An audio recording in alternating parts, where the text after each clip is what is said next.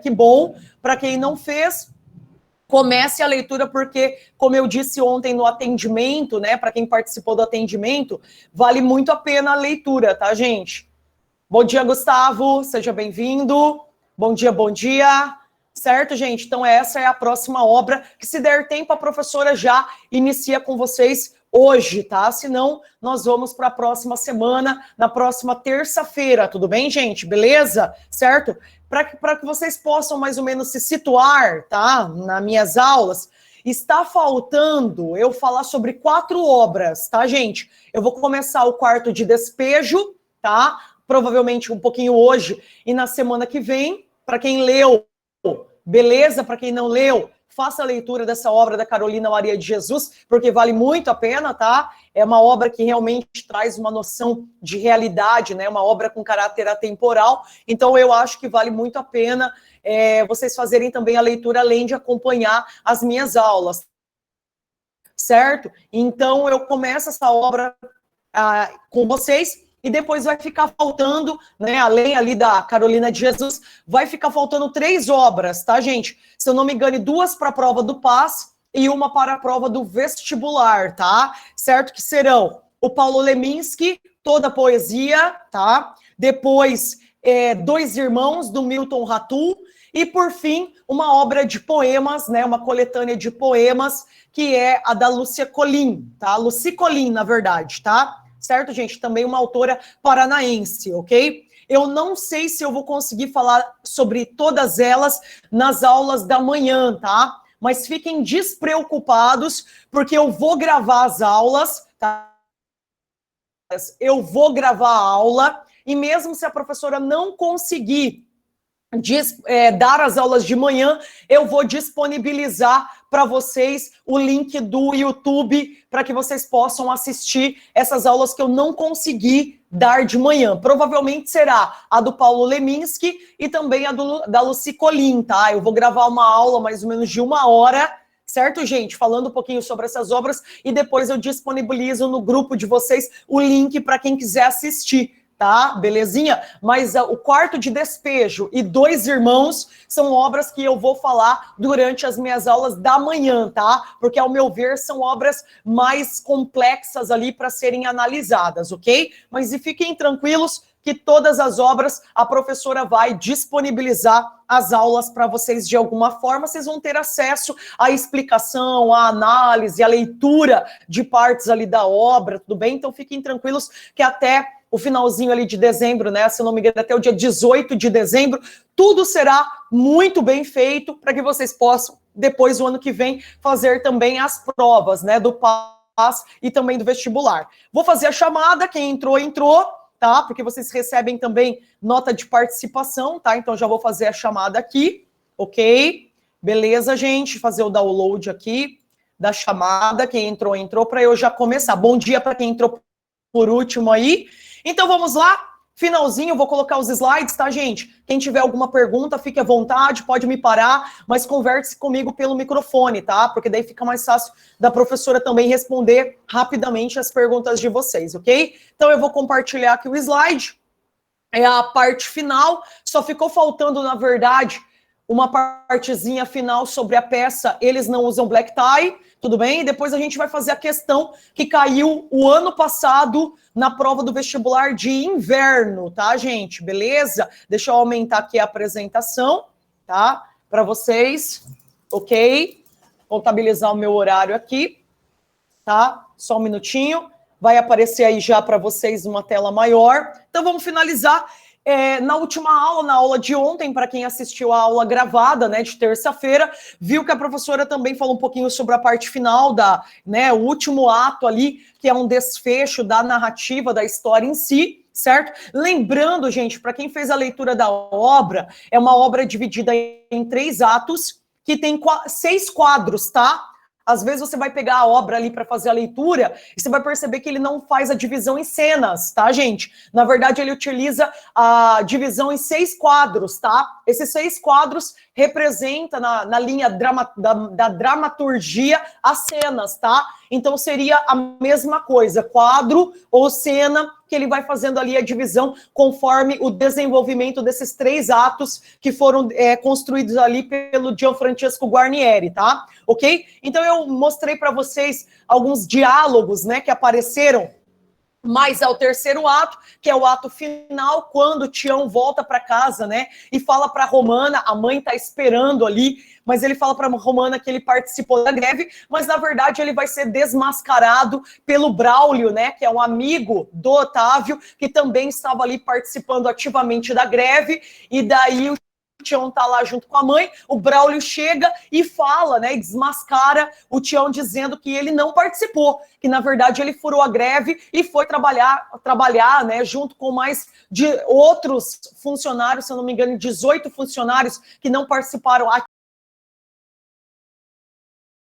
acaba também mudando toda a situação final ali da história, né? Então, o Braulio vai contar para a Romana que o Tião não participou e que também o Otávio e outros funcionários da greve acabaram sendo presos pelo DOPS, tá? Pela guarda ali, né? Imaginem que os patrões chamaram a guarda para poder finalizar a greve e ele acaba sendo preso. Um tempo depois, o Otávio, né, aparece em casa, ovacionado pela favela, né, gente? Porque imagina, ele é o grande líder da greve e também acaba sendo um tipo de herói, né? Porque através das reivindicações dele, consequentemente, os funcionários vão conseguir receber um aumento salarial, porque a intenção da greve é reivindicar uma melhoria salarial para os empregados, né, para os funcionários. Então tem todo esse desfecho que vai acabar, né, com esses diálogos finais que eu mostrei para vocês um pedacinho ontem na aula gravada, né, entre pai e filho, né? Então o pai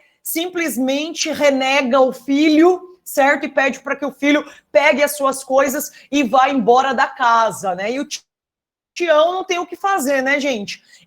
Quando ele se escolhe ficar ao lado dos industriais e não ao lado do povo, né, ao lado ali dos seus companheiros de trabalho, o pai o vê como uma pessoa, assim, como alguém que não pertence à luta de classes. Então ele precisa, obviamente, de partir. Então o pai pede para que o filho abandone a casa e vai viver em outro lugar, né? E a gente consegue perceber claramente que o pai não está nada feliz com essa atitude tomada pelo filho, né? Então a gente tem ali aquele desfecho final, os diálogos finais, e eu trago aqui para vocês mais algumas referências de análise sobre esse último ato, né, que finaliza a peça teatral, né? Então Tião deixa claro nesse ato, no terceiro ato, que não queria sacrificar o próprio emprego por uma briga da categoria. Então a gente percebe realmente essa visão capitalista, né, esse posicionamento individualista do personagem, do protagonista Tião. Sendo assim, acreditava que agiu de forma ética, de acordo com as suas próprias convicções. Só que a gente se esquece que a ética ali trabalhada é uma ética grupal, né, gente? Na verdade, é uma ética que tem essa noção de coletividade, como eu venho trabalhando com vocês ao longo das últimas aulas. Tião percebe claramente que sua conduta é regida pela lógica do capitalismo, comum na sociedade da cidade, embora viva na favela, onde tem ali esses traços, né, essas ideologias da sociedade, assim, coletiva, ok? Onde impera a cooperação. Ele está consciente de que não seria mais aceito por aquela sociedade, já que cometeu o pior pecado possível, que é contrariar o princípio da cooperação.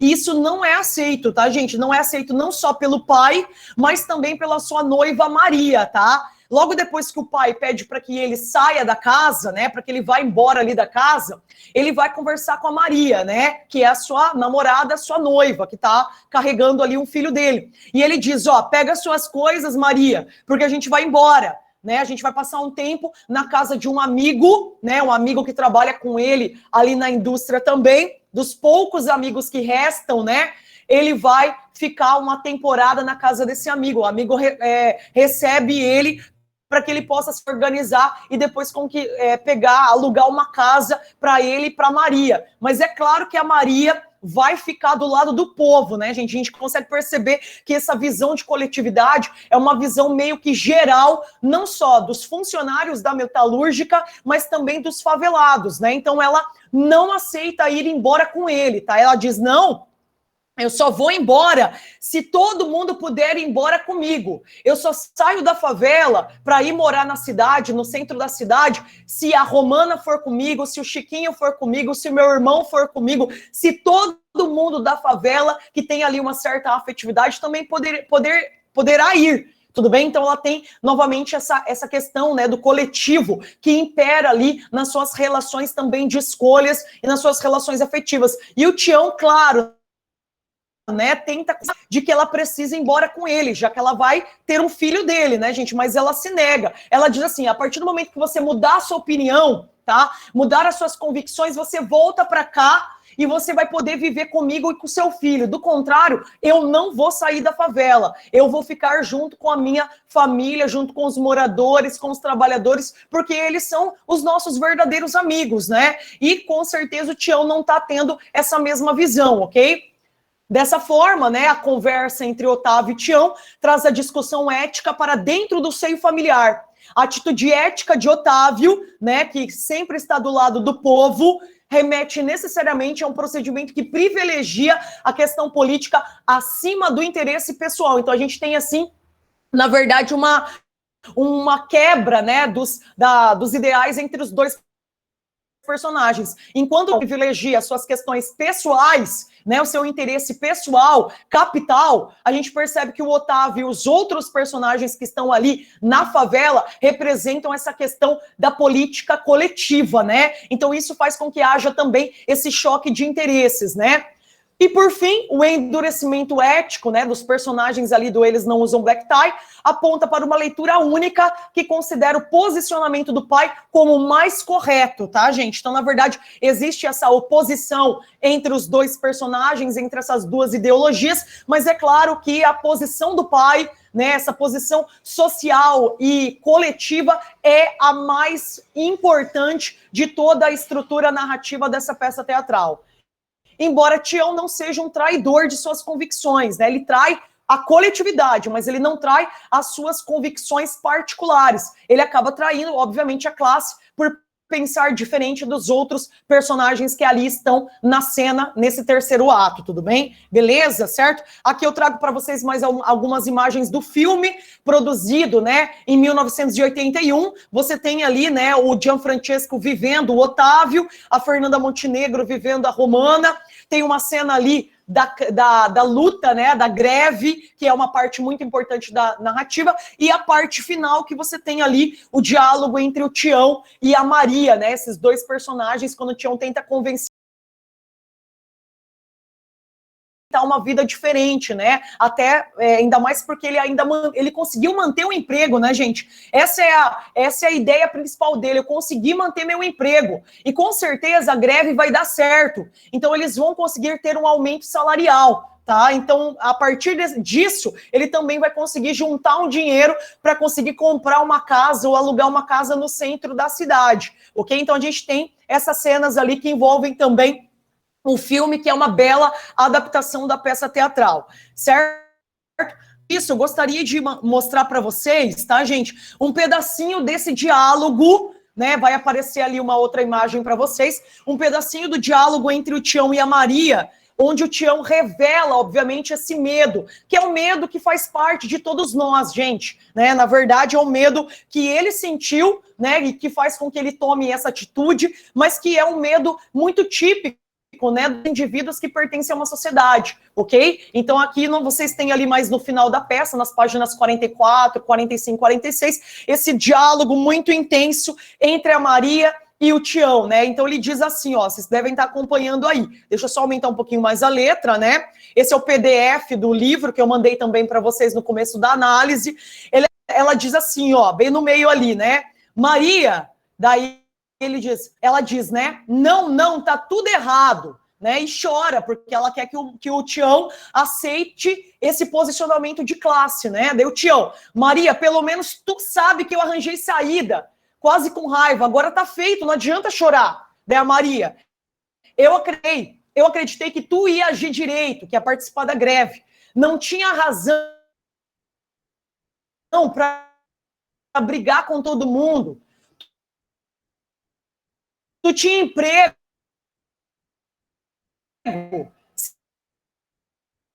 se perdeste aquele.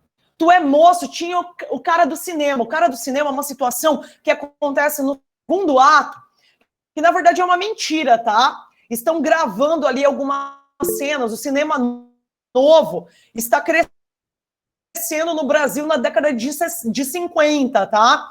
E daí estão gravando ali na favela algumas cenas que vão ser feitas por um filme do cinema novo, do Glauber Rocha. E aí o Tião fala para Maria e para a família dele, e que quem sabe conquistar também economicamente uma vida melhor. Mas na verdade era tudo mentira, e ele revela isso no último Irritação Desesperada e diz: Marinha, não adiantava nada, eu tive. Daí a Maria, medo, vem o desabafo do Tião, que é uma fala bem antes do final da peça, né? Num grande desabafo. Medo, está bem, Maria, medo. Eu tive medo sempre. A história do cinema é mentira. Eu disse porque eu quero ser alguma coisa. Eu preciso ser alguma coisa na vida, né? Não queria ficar aqui sempre. Tá me entendendo? Tá me entendendo? A greve me metia medo. Um medo diferente. Não medo da greve. Medo de ser operário. Medo de não sair nunca mais daqui da favela. Fazer greve é ser mais operário ainda. Daí a Maria, sozinho não adianta. Sozinho tu não resolve nada. Tá tudo errado. Daí ele fala para ela: Maria, minha dengosa, não chora mais. Eu sei, tá errado. Eu entendo. Mas tu também tem que me entender. Tu tem que saber por que eu fiz. Daí a Maria, não, eu não saio da favela. Daí ele fala a fala final, né? Num desabafo total, ele diz: Miss Leopoldina, né? Uma forma carinhosa que ele chama ela de maravilhosa, de bonita, né? Eu quero bem. Eu queria que a gente sempre a gente pudesse andar no parque. Eu tenho medo que tu tenha de ser que nem todas que estão aqui, se matando de trabalhar em cima de um tanque, né? Igual a mãe. Quero minha Miss Leopoldina. Eu te quero bem. Eu quero que bem a todo mundo. Eu não sou um safado, mas para de chorar. Se você quiser, eu grito para todo mundo que eu sou um safado. Eu grito para a rua inteira. Eu sou um safado, eu traí, porque eu tenho medo, porque eu quero bem, porque eu quero que ela sorria no parque para mim, porque eu quero viver. E viver não é isso que se faz aqui na favela. Daí continua ali os desabafos, né, os choros que vão originar, obviamente, essa parte final. E depois, na verdade, vocês vão perceber que ao longo, né, depois desse desabafo, a Romana vai conversar com o Otávio. O Otávio está menos, né, com a cabeça menos nervosa, e ele vai tentar conversar novamente com o filho, né? Até que chega as partes finais ali da peça, que aparecem também algumas referências sobre a música, tá, gente? Toda a trilha sonora feita na peça foi feita pelo Adoniran Barbosa, que era um cantor de samba da época, é muito famoso, um compositor de samba na época, Gianfrancesco Guarnieri, tá? E existe um samba que é tocado durante a peça, que dá um nome também à peça, né? Que é o Eles Não Usam Black Tie, certo? E esse samba é cantado por um personagem chamado Jesuíno. Aparece um pouquinho do da trilha musical da peça que foi encenada em 1958, certo, gente? Então tomem bastante cuidado, porque às vezes nas questões pode ser citado, né, essa referência do samba chamado Eles Não Usam Black Tie, e que traz ali essa ideia da trilha sonora e também vai reger a construção ali do cenário e também do enredo dessa peça, tá? E é isso que eu trago para vocês um pouquinho nesse final do slide, né? As Black Ties, esse é o nome do samba, composto por Adoniran Barbosa e pelo Gianfrancesco Guarnieri, serviu de trilha sonora para a peça Eles Não Usam Black Tie, feita em 1950. E no final da peça a gente tem também uma referência, né, sobre esse samba, que está, obviamente, ligado à construção da narrativa. Daí você tem esse diálogo final, né, onde aparece também a base sonora que tem relação com o enredo, né? Daí o Chiquinho, que é o irmão do Tião, né? Fala ali que sempre está junto com eles, diz lá, Chiquinho, sabe, mãe, aquele samba, Terezinha, o samba do Nós Não Usa Black Tie. Chiquinho, tá tocando rádio, a Romana, o que é Juvencio, né? Não é Juvenal, não, Juvencio. Aquele mulato das bandas do Cruzeiro, daí o Chiquinho, ele tá chateado a beça, o samba tá com o nome do outro cara, e sai correndo. Terezinha, eu fiquei com pena do Juvencio, tá perto da bica chorando. Chiquinho, sai, daí termina a peça, tá? Na verdade é uma brincadeira que eles fazem aqui, né, nos últimos diálogos entre esses personagens, uma realidade muito típica do Brasil, tá, gente? Uma realidade que, na verdade, muitos compositores, principalmente de samba, né, acabavam escrevendo a letra da composição e por não patentear essas letras, né, essas letras acabavam sendo regravadas por outros artistas. Então, a Dona Irã Barbosa, que é um dos compositores da letra da trilha sonora, ele sofreu esse problema, tá, gente? Ele não patenteou e, consequentemente, depois da encenação da peça, esse samba foi regravado por outros artistas e ele acabou não recebendo, né, o direito e o dinheiro dos direitos autorais. Então é uma coisa que o Gianfrancesco coloca na peça como uma forma também, coloca na peça como uma referência crítica também, né? Então isso aparece ali e é interessante porque as provas também podem cobrar essa questão da trilha sonora. Vamos lá para a questão, bem rapidinho, então, para eu finalizo mais, né? Aqui é a prova do ano passado, prova de inverno, tudo bem, de 2019, a questão 14, tudo bem? Vocês devem estar acompanhando aí, beleza? Então vai lá. Assinale o que for correto sobre Eles Não Usam Black Tie e sobre Gianfrancesco Guarnieri. Vai lá, 01. Eles Não Usam Black Tie é uma peça única na dramaturgia nacional por enfocar a classe alta com o uso da paródia. Aqui já está errado, tá, gente? Na verdade, não tem paródia, a classe principal é a classe marginalizada que vai aparecer no primeiro plano da peça, como eu venho falado nas últimas aulas. Então, a 01 já está errada. 2, dos conflitos principais da peça ocorre entre pai e filho, respectivamente, Otávio e Tião, que se desentendem porque o primeiro é um dos líderes grevistas na fábrica onde trabalham e o segundo fura, o que acaba resultando na saída de Tião da casa paterna. Verdadeiro, tá? Então, a 02, correta pelo Gabriel. 04, a peça Eles Não Usam Black Tie é um marco importante para o Teatro Nacional por conseguir, entre outras características, trazer para primeiro plano, né, como protagonistas, trabalhadores de fábrica e moradores de favela, por não transformá-los em personagens caricatos, além de utilizar uma linguagem próxima do falar cotidiano, verdadeira, perfeita, 04, correta pelo gabarito. 08, tá errada. Lembra que eu falei para vocês na última aula que ela vai ser feita através de um tempo linear. Tudo que está acontecendo no presente, consequentemente, vai sendo apresentado durante a construção da dramaturgia, tudo bem? Então não tem nada de irregularidade, não tem nada de não linearidade temporal, ok? Então 08, errada. 16, né, a última ali, o sucesso de Eles Não Usam Black Tie deve-se em grande medida ao fato de Guarnieri ter usado a música já famosa de Noel Rosa, na voz de Jair Rodrigues, de mesmo título como eixo condutor para a escrita da peça. Guarnieri soube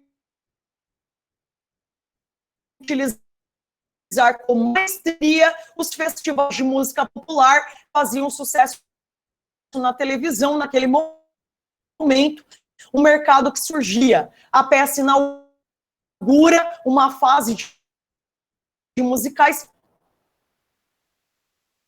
totalmente errada, né? Como eu disse para vocês, a música, né, que também tem o mesmo nome da essa, né, eles não usam black tie, não é do Noel Rosa, e sim, é uma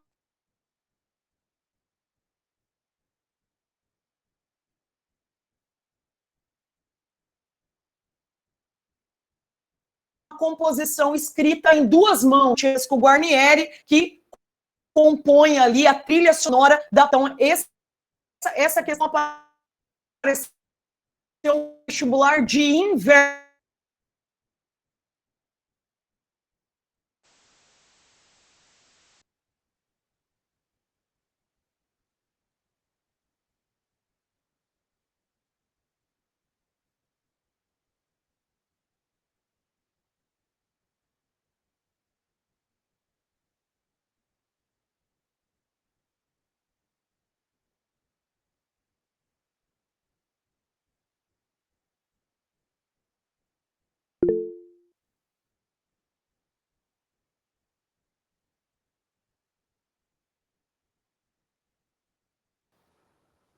Beleza, gente? Caiu um pouquinho a minha conexão, tá? Certo? Beleza? Espero que vocês tenham conseguido ouvir ali o finalzinho da minha explicação. Belezinha, gente? Um beijo. Até mais. Até semana que vem, próxima aula, quarto dia.